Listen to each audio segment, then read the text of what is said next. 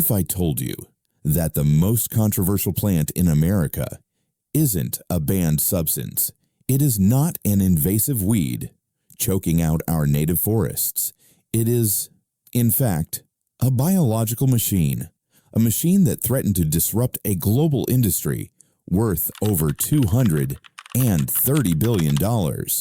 In the 1960s, agricultural trials in Britain documented yields that simply should not be biologically possible. We are talking about 100 tons of biomass per acre, year after year. And this wasn't on prime farmland. This was on soil so poor that other crops withered and failed. The statistics defied logic. The same plant could be cut 5 times in a single season, regrowing to full size in just 4 weeks. It required absolutely no fertilizer input. It required no irrigation. And once planted, it needed no replanting. For 20 years, laboratory analysis confirmed decomposition rates that baffled scientists. While other green manures take weeks to break down, this plant melts into the soil in just 48 hours. But by 2001, this miracle crop had vanished, gone from every garden center in America.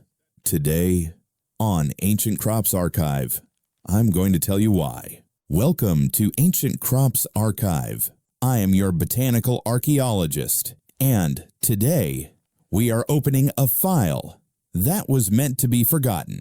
The story begins in 90 AD when the Greek physician Dioscorides documented a plant with sticky roots in De Materia Medica, the text that remained Europe's primary medical reference for 1,500 years. He noted its use for supporting recovery. The Greek name, symphytum, literally means to make grow together. The Romans didn't just believe it, they relied on it. Pliny the Elder boiled the roots into a paste and used it to stick pieces of meat together in a pot. The adhesive held. For 2,000 years, Europeans called it knitbone. It was the remedy of the encampment and the farm. But in 1845, one man discovered its true potential had nothing to do with apothecary. It had to do with survival. Henry Doubleday was a poor Quaker living in Essex. When the Irish potato famine struck, he watched helplessly as 1 million people perished. Because of a single crop failure, the images of mass hunger haunted him. He realized that the world needed a crop that was immune to failure. In the 1850s, Doubleday wrote to the head gardener at the Royal Palace in St. Petersburg, Russia, requesting a specific variety of Russian comfrey, but fate intervened. The plants he received were not the pure Russian strain. They were an accidental cross, an F1 hybrid, exhibiting hybrid vigor that neither parent possessed. Doubleday had stumbled onto a biological anomaly. These hybrid plants produced yields no one had ever seen before. He abandoned his glue business to focus entirely on this plant. He believed this plant could feed a hungry world. He spent the next 30 years meticulously researching its potential as a food and forage crop. He died at 92, still poor, but convinced he had saved the future. And then, tragedy struck. His family, seeing no value in his obsession, burned all his notes, 30 years of yield data, cultivation techniques, and nutritional analyses vanished into ash. For decades, the Industrial Revolution marched on, shifting agriculture toward mechanization and chemical inputs, and farmers forgot the Quaker, who achieved 100 tons per acre with nothing but a spade. The story should have ended there, but in 1948, a horticulturist named Lawrence Hills discovered Doubleday's forgotten story. He decided to finish what the Quaker had started. Hills founded the Henry Doubleday Research Association, gathering Comfrey strains from across Britain and growing 21 varieties side by side. He recorded every measurement, reconstructing what the fire had destroyed. By the early 1960s, one strain dominated every metric: Bocking 14. Bocking 14 was distinct. It was sterile, meaning it produced no seeds, and would never become invasive. It resisted disease, and most importantly, it delivered the highest nutrient content of any Comfrey tested. Then Hills did something the fertilizer industry could not comprehend. He refused to patent it. Instead, he mailed root cuttings for free to anyone who requested them. Gardeners in England, farmers in Africa, and experimenters in America all received this plant. By the time Hills retired, Bocking 14 was growing on 6 continents. By the early 1900s, natural fertilizer sources were running out.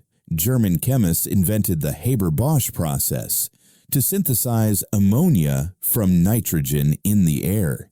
It saved the world from scarcity, but it tethered agriculture to fossil fuels. Today, that process feeds half the world's population, but it consumes vast amounts of natural gas and generates massive carbon emissions.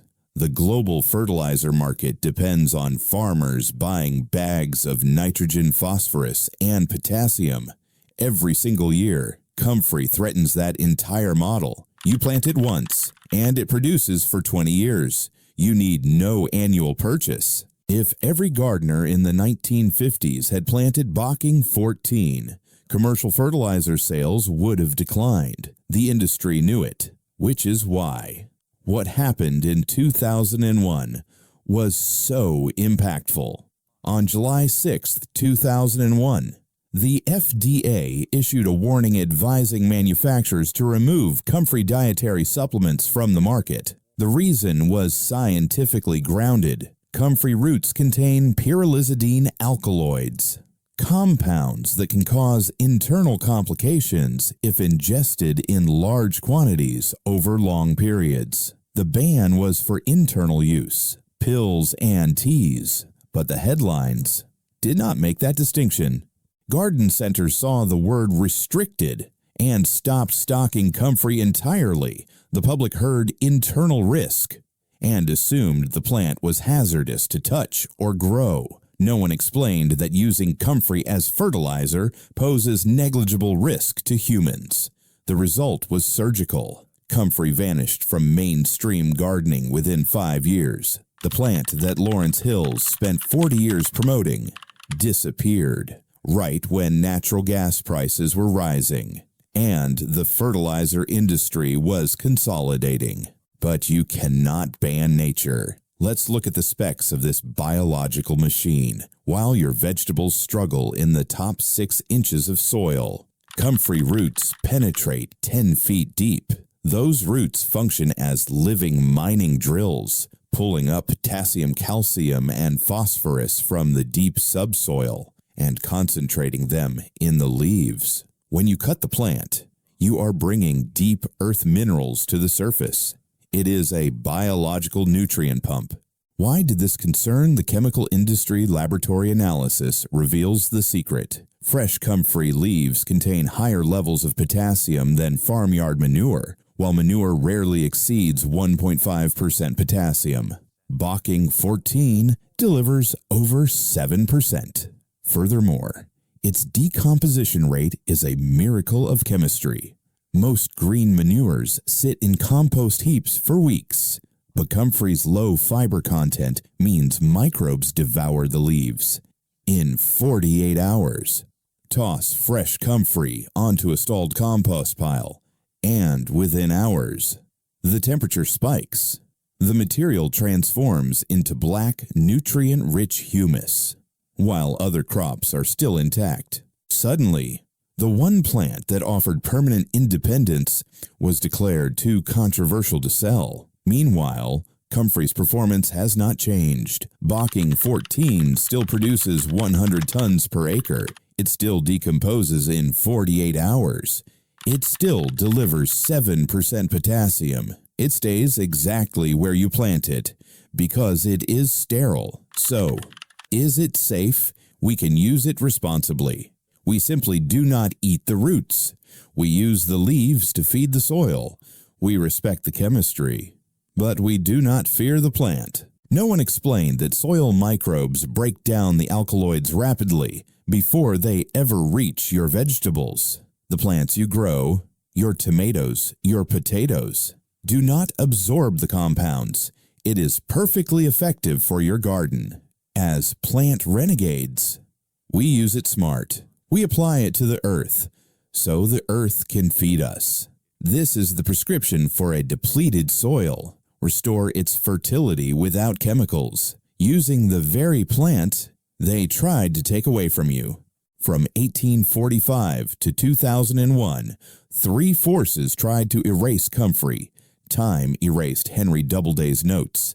Industrial agriculture erased the need for perennials.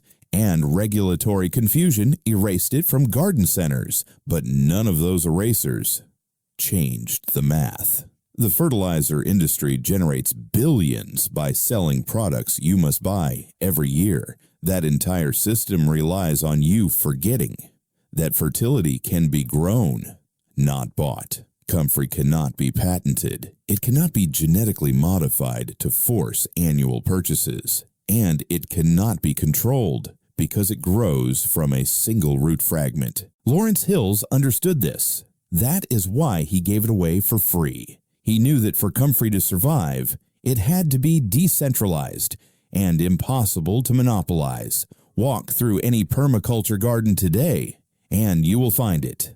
The people who grow it understand that 100 tons per acre costs nothing if the plant lives 20 years. They understand that fertility does not come in bags. It comes from deep roots. Comfrey is not extinct. It is underground, literally and metaphorically. The plant Henry Doubleday found after the famine persists exactly as he predicted. Unkillable, unstoppable, waiting for the moment when dependence becomes too expensive. It is not a weed. It is freedom from the supply chain. It is fertilizer that costs nothing. Forever. And the fact that a $230 billion industry spent 150 years trying to make you forget it exists tells you exactly how valuable it is. Comfrey is waiting. The only question is whether you will plant it. If this file opened your eyes, subscribe to Ancient Crops Archive. Every share preserves what they tried to erase.